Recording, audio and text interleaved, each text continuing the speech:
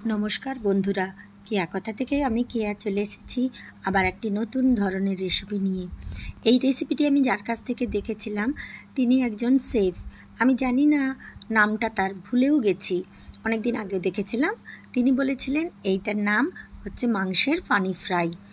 এটা খাসি মাংস অথবা মুরগি মাংস যা দিয়ে ইচ্ছে করতে পারেন। আমি খাসি মাংস দিয়ে করেছি, উনিও খাসি মাংস দিয়ে করেছিলেন, তবে বোনলেস খাসি মাংস হয় ভালো।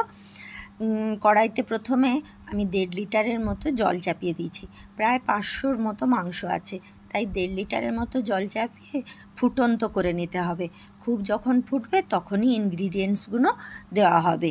এটাতে খুব বেশি ইনগ্রিডিয়েন্টস লাগেও না, বাড়িতে যা থাকে তাতেই হবে। দেখুন জল খুব ফুটে উঠেছে। এই সময় আমি ক্র্যাশ করা, উনি গোটা মরিচ দিয়েছিলেন, আমি ক্র্যাশ করে মরিচ দিচ্ছি। আর দিচ্ছি কয়েক কোয়া রসুন। রসুনটা আমার বড় বড় ছিল তাই আমি কেটে কেটে দিচ্ছি। আর এইটাতে একেবারে তেল লাগবে না, আর মশলা টশলা যা আছে বাড়িতে তাতেই হবে। দেখুন আমি দেখাচ্ছি আপনাদেরকে। খুব বেশি মশলা না লাগার জন্য অনেকেই হয়তো ভাববেন যে কীরকম কীরকম লাগবে, কিন্তু মোটেও তা নয়, ভালোই লাগে খেতে। আমি নিজে করে খেয়ে দেখেছি, খুবই সুন্দর লাগে খেতে। আমি একটু ঝালের জন্য কাঁচা লঙ্কা কেটে কেটে দিয়ে দিয়েছি। এই সময় আমি মাংসটাও দিয়ে দিলাম। মাংসটা খুব ভালো করে আমি ধুয়ে রেখেছিলাম। এই যে দেখছেন মাংস দিয়ে এবার আমি চাপা দিয়ে দেব। এটা প্রায় 40-50 মিনিটের মতো ফুটবে, কারণ খাসির মাংস একটু ফুটতে উঠতে সেদ্ধ হতে দেরি হয়। তাই সেদ্ধ করার জন্য আমি 40-50 মিনিটের মতো নিলাম সময়। আর এর মাঝে মাঝে আমি 2-3 বার খুলে খুলে দেখে নিয়েছি, কিন্তু একটা ভুল হয়ে গেছে আমার খুব, আপনারা আমাকে ক্ষমা করে দেবেন। লবণ এবং হলুদটা যখন দিয়েছিলাম তখন আপনাদেরকে দেখাতে ভুলে গেছি, সেইটা আমাকে একটু ক্ষমা করে দেবেন, আপনারা নিজেরা দিয়ে নেবেন। প্রায় 50 মিনিটের পর আমার মাংসটা এইরকম হয়েছে দেখুন, লবণ এবং হলুদ দেওয়া রয়েছে। এই সময় আমি একটু ভাজা জিরের গুঁড়ো আর একটু ধনিয়া গুঁড়ো দিয়ে নেব। অল্প অল্প দিলেই হবে, এটাতে খুব বেশি দেওয়ার প্রয়োজনও নেই। দুটোই দিয়ে নিলাম একসাথে, একটু নাড়াচাড়া করে দেবেন।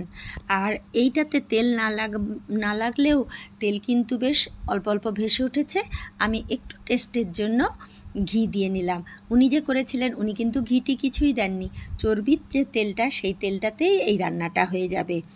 আর বেশি জোশ রাখার দরকার নেই, একেবারে মাখা মাখা করবেন রুটি পরোটা দিয়ে খাওয়ার জন্য। নামানোর ঠিক আগে 4-5 ফোঁটা লেবুর রস দিয়ে দেবেন। আমি পাতিলেবুর রস ব্যবহার করেছি। আমি যা যা ব্যবহার করলাম তাই আপনাদেরকে জানালাম। আর খেতে অপূর্ব সুন্দর লাগে, গন্ধটাও সুন্দর, শুধু কাই ব্যাপারটাই থাকবে না, আর সব কিছু একেবারে মাংসের মতোই হবে। দারুণ খেতে হয়েছিল, আমাদের বাড়ির সবাই খুব আনন্দের সঙ্গে খেয়েছি। উনি বলেছিলেন এই রেসিপিটা নাকি এখন আর প্রায় করাই হয় না, খুব বড় বড় হোটেল টোটেলে করে, যারা খুব কম মশলায় খাবার খায় তাদের জন্যেই এই খাসি মাংসটি রান্না হয়, না হলে নাকি এই রেসিপিটা এখন প্রায় লুপ্ত প্রায় হয়ে গেছে।